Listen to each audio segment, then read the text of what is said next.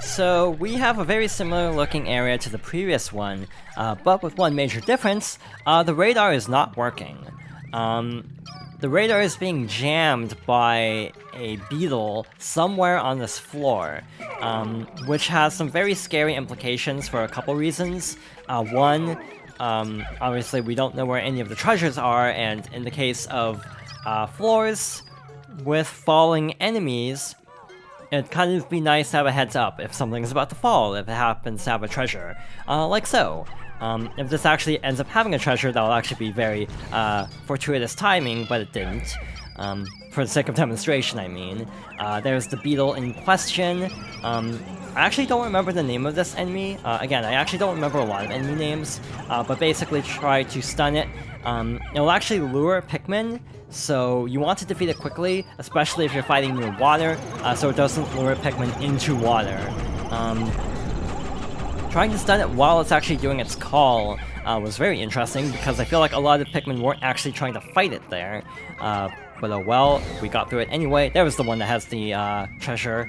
Alright, so we have the two treasures there. I want to say there might be a third treasure somewhere, but I actually don't know where it would be. So for now, let's actually head back over here, start carrying everything back.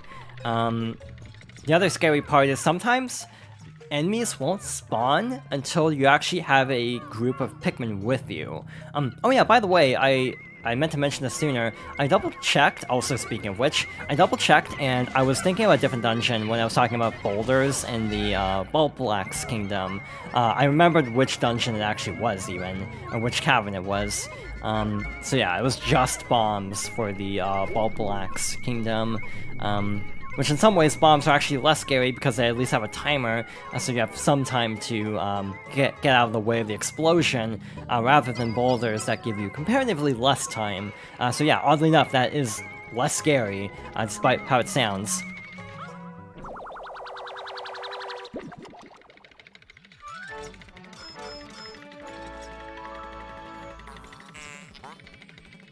And we have the Crystallized Clairvoyance for 120 Pokos.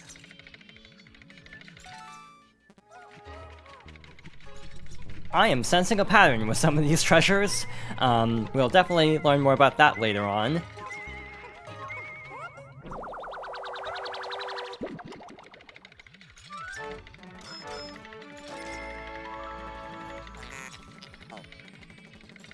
And we have the Emperor Whistle for 75 Pokos.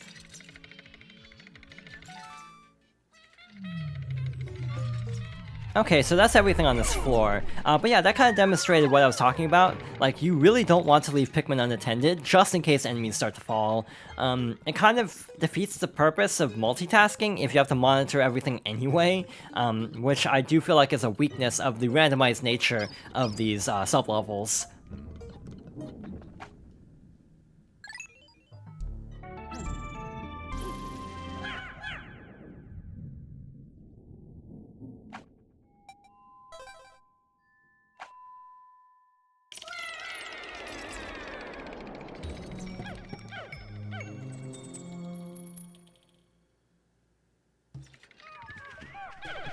Like sub-level 2, we have another area that can either be pretty easygoing or extremely annoying, depending on the randomization.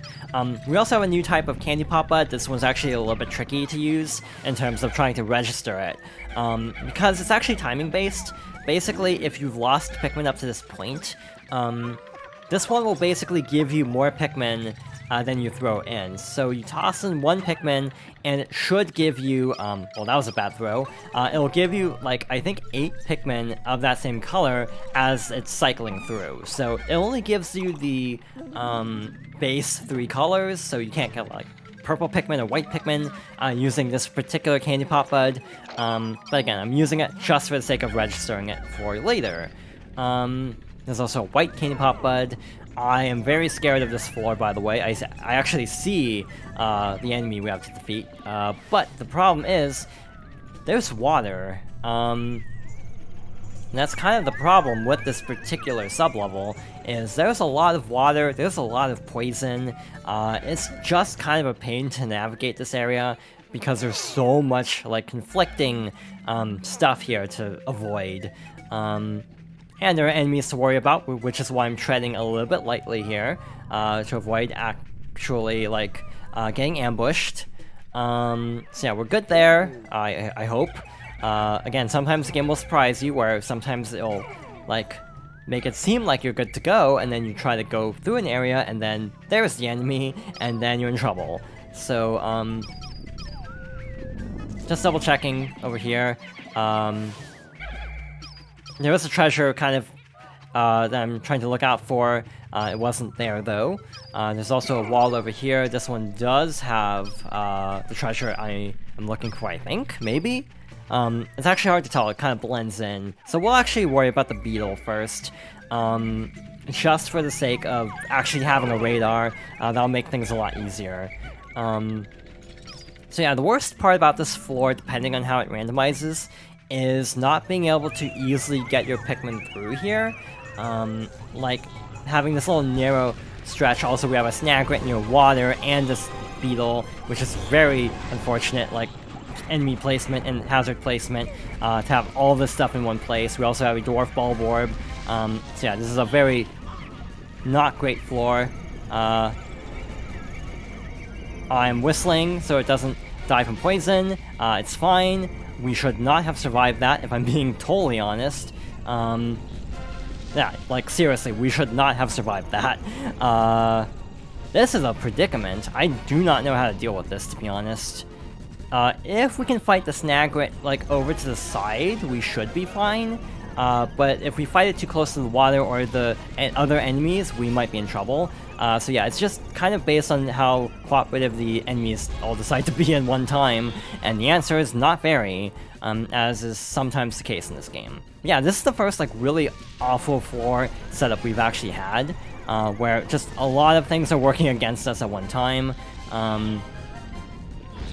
That was risky, actually, running past that beetle to this corner. There we go, actually, there's an opportunity to attack. Also whistling to try to save the purple Pikmin we toss into the water. And now this enemy is down, and we're free to fight the Snagret. Other than we have to still worry about poison and water. Again, we could fight this with, like, purple, or, like, non-purple Pikmin, like blue Pikmin or white Pikmin. It would just be a lot tougher, so I prefer to get through this fight with purple Pikmin if possible. But again, we might have to swap over just because of the logistics of this very narrow area where we have to fight here. Hey, remember how I talked about how the Snagrets have actually been cooperating so far in this playthrough? This one has decided to prove me wrong, I suppose, because it is not getting stuck in the ground, and when it does get stuck, it's actually been getting stuck in the water, which doesn't help me very much. Yeah, this is kind of how the randomization can go sometimes. Sometimes it just decides to just make the most awful level combination imaginable. I'm kind of glad this actually happened, just because it's a very interesting scenario, albeit a very difficult one to adapt to. It's part of the reason why I feel like Pikmin 2 is the most divisive Pikmin game. We'll see more examples of this in the future. But some people genuinely, I think, have a better time with it than others because of the randomization. Like, some levels are legitimately bad, but some are based on complete luck. If you happen to get good luck, then it's not too terrible, but if you get bad luck, then it's the worst level in the game.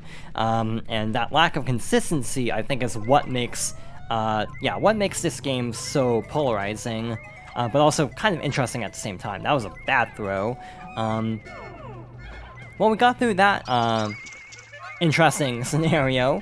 Hopefully that'll be the last major problem we run into in this particular area, but somehow it wouldn't surprise me if we have trouble later on with something coming up in a bit.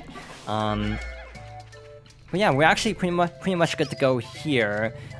We still have, like, 2 more treasures to find, actually. This is a pretty dense floor, actually. That one's...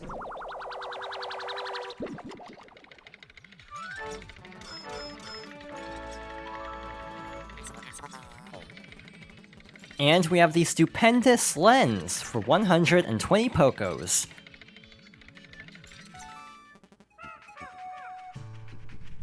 As I was about to say, the Pikmin were almost back, so I was going to head back and rendezvous with the blue Pikmin. Just double checking over here, it looks like this is pretty much cleared out.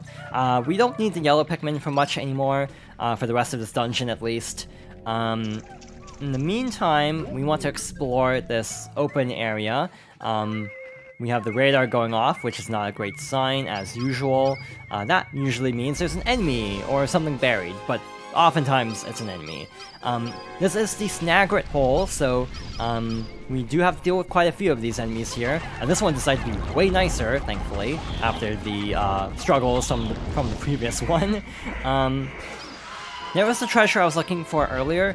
Sometimes this treasure can actually spawn in a patch of clovers, making it very difficult to see, which is why I was kind of like combing that area, just to be on the safe side. We also want to be a little bit careful, because we might still have some dwarf orange bulb orbs falling from the ceiling. So yeah, I'm trying to kind of tread a little bit lightly here, just to be on the safe side. I'll call a couple Pikmin off that to actually carry this back sooner.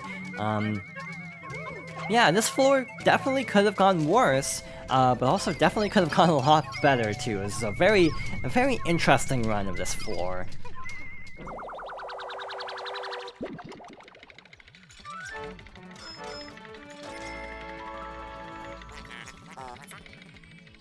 This is the science project for 20 Pokos.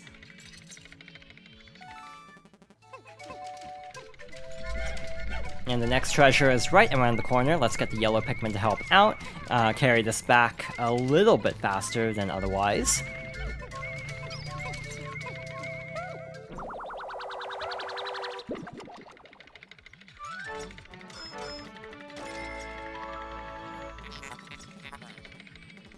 This is the triple sugar threat for 60 Pokos.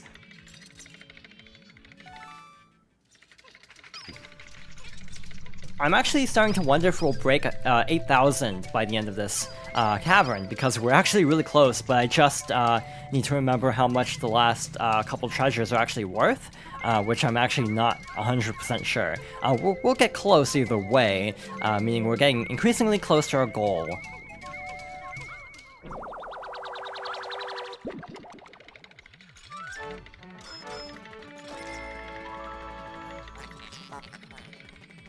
And for 30 Pokos, we have the saliva tricks.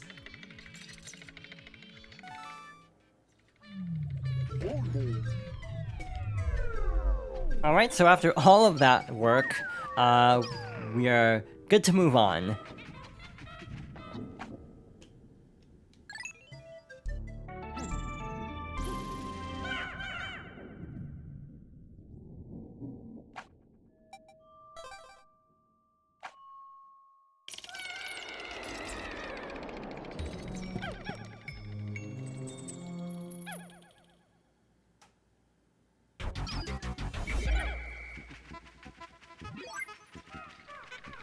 We are not out of the woods yet. We have a couple more things to go, and this one is kind of a doozy. A lot can go wrong here, especially without a bitter spray, though to be fair, I actually don't use it very much for this particular boss. I feel like it doesn't help, just because of needing precise timing and all sorts of other situations that make it less helpful than it would be in different bosses. Actually, one thing I'm doing here is I'm crowding all of the Pikmin into this corner. You'll see why in a moment. Let's follow the radar and see where the boss is. This is the pileated Snagret. It is a Snagret with a foot, meaning it can actually follow us directly this time, meaning it's actually super annoying to fight and really dangerous. Basically, if it shows up and starts chasing you, duck into one of these alcoves. Let's use a spicy spray, that might help. Also, for movement speed, when trying to actually get away. The pileated Snagret has a ton of health, so even with like a ton of purple Pikmin, it will still take a while to actually defeat, just because of how much damage it withstands. Yeah, like even with the spicy spray and purple Pikmin, we didn't actually deal that much damage, unfortunately. Actually lined up directly this time, like overhead, so that actually worked well. got it almost half health, which is good. Again, I almost feel like these enemies are annoying to fight just because of the randomness. Like, if you could actually, like, consistently get through these fights, it wouldn't be as bad, but because you have to wait until it actually gets stuck to fight it safely, it makes everything a lot more annoying, to be honest. It's also slightly scary in this version because of needing to use the pointer and the D-pad for swarming. So for example, when trying to quickly move Pikmin away from the pileated Snagret, it can also be scary because you're like frantically trying to use motion controls to get them out of danger, and that can be not great sometimes. Sometimes it just decides it doesn't want to cooperate very much. There it goes. We have another chance to attack. Almost to a fourth, a little bit over a fourth, under a fourth left. So we're good to go. We just need to stay alive a little bit longer. We're going to make a quick detour over here to get some nectar to increase our odds of actually getting out of danger fast enough. And if we have a good cycle here, we might be able to finish this fight. But it's also kind of tricky sometimes because you have to like react very quickly to it like surfacing. And it can actually be kind of annoying trying to react fast enough to it appearing to deal like maximum damage. So yeah, I do prefer the overhead camera in some ways. That's bad. Somehow got out of danger. This has just been the cavern of close calls, it feels like. Which I guess definitely does show that this is ramping up in difficulty considerably. This I don't think will be enough to finish it off, but one more should be. I didn't get the best throws at first, and then I wasn't expecting it, so that caught me off guard. Was that enough though? Still not enough. Okay, one more cycle, we should be set. It has to have like a sliver of health at this point. I don't even see anything in its health bar at the moment. Which is always frustrating when that happens. Especially in a fight with waiting like this, when it has like no health left and you're just waiting for just any opportunity to attack, like a tiny smidge of health. There we go. That definitely could have gone better, but again, it could have gone a lot worse too. And with that, we have officially finished almost finished this cavern.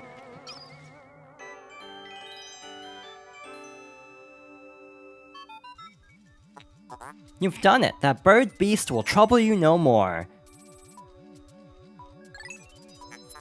Processing? How curious. What's that impressive mechanized masterpiece?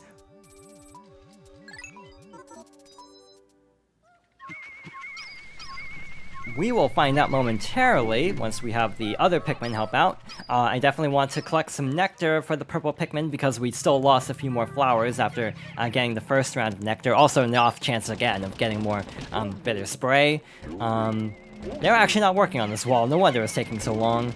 But yeah, I'm going to break all these around the area just to be on the safe side.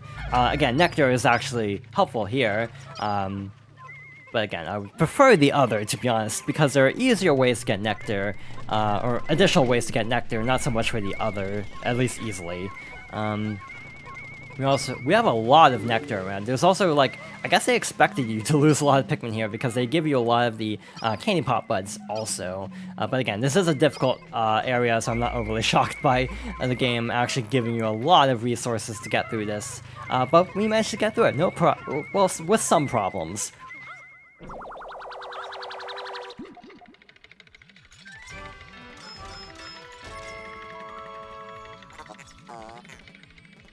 And for 100 Pokos, we have the Justice Alloy. Xert does not compute. A metal this dense defies the fundamental laws of physics. And yet, if I use this to rework our president's treasured spacesuit... Processing complete. Fabrication of the metal suit Z is now concluded.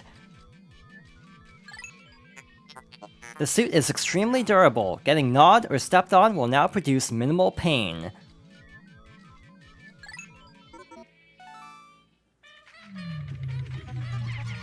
So basically, we'll take less damage from things. Not that we've taken that much damage anyway, but it's good. One thing I actually haven't really talked about much is that the captains can actually fight. They can punch. It's not super helpful, but for some small enemies like dwarf bulborbs, it can be a little bit helpful, being able to actually fight enemies at close range without risking Pikmin. We will be doing that later on in this playthrough, inevitably. Even though fighting with Pikmin is generally a lot more efficient if you can.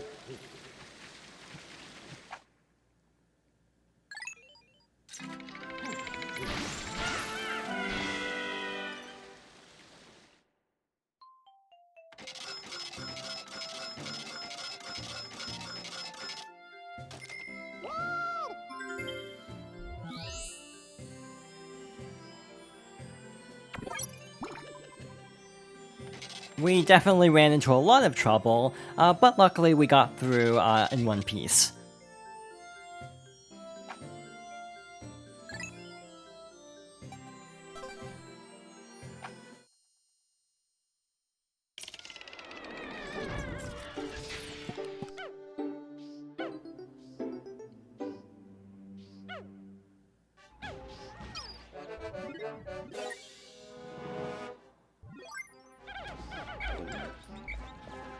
And with that, we've reached 70% of the debt recovered.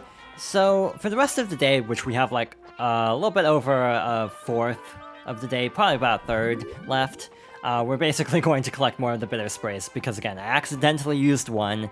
So yeah, a lot went wrong in that dungeon. Again, can't say we got through it no problem, but minimal problems given the hand we were dealt, is how I'll put it. I still can't believe we actually got through some of those encounters without losing Pikmin, like the sub-level 6 Snagret with the dwarf orange bulborb and the other, like, enemy that was, like, trying to lure at the Pikmin. All that stuff was happening, and we got through relatively in one piece without losing any Pikmin. So yeah, I do not know how that worked out as well as it did, and I'm thankful it did, but yeah, I'm very, like, kind of confused about how that went down, and yet, oh well, we did it, so no complaints. Oh yeah, we actually had 5 from last time, so that means we're actually at a set of 1 already. I am going to manage Pikmin a little bit. I'm going to put away all of the white Pikmin and all of the purple Pikmin, and because I need to basically roll call how many flowers I have for the yellow Pikmin and the blue Pikmin for the next day. So let's take out, how many Pikmin should I take out here? I have 30 at the moment, so let's actually get 50 of each. And yeah, we'll basically be using both extensively coming up in the next day to take out, or to clear out a lot of... Why wasn't I able to call out more Pikmin? I thought I selected more and then it told me no. Oh, there are no Pikmin to call out, that's why. I was very confused for a moment, like, wait a minute, why can't I call more Pikmin? And it's because this is all the yellow Pikmin I have. Which definitely isn't great, but we'll make the best of it. 40 should be enough to get through what I have planned for the next day, but again, actually, given what I want to accomplish next time, I actually don't have room in my party for more Pikmin, so it's fine. Based on the amount of time we have left, I think we'll only have one more chance at this, because it does take some time for this to grow back. So once we get this set back to the ship, we're going to call it a day there. Again, I would like to collect more, but we'll probably try to take care of that next time. And again, as we continue to explore areas, we'll break all the eggs we see and hope for the best. But again, if not, again, I could always spend time off-screen collecting more. Again, obviously that wouldn't be ideal, but again, we also have unlimited days. I also realized I was saying again a lot for basically every sentence. But yeah, we will make the best of this, and we will get through this without losing any Pikmin. It's just some adjustments to my overall plan might have to be made because of how some of the more recent expeditions have gone. I was hoping the Honey Wisp over here would have respawned, but oh well. So yeah, I don't think we have time to collect any more, so we'll just call it here.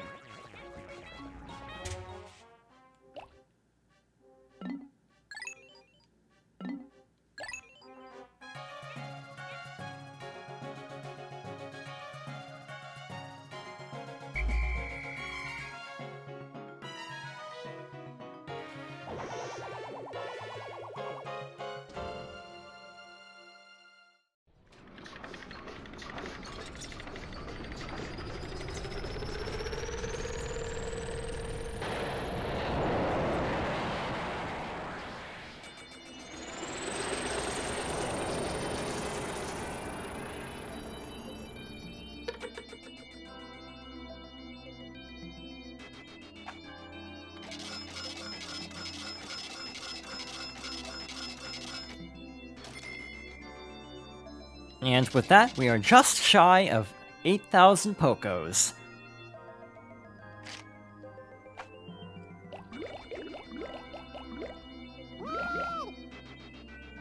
And that's why I got confused, because I have exactly 40 yellow Pikmin.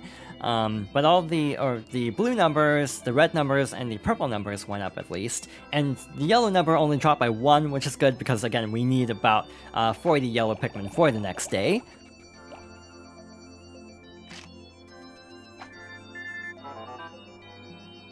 Some wild animals are nesting under the bridge now. They think I'm their pal or something. My stylish suits are covered in hair. I'm pitiful, but at least they're warm.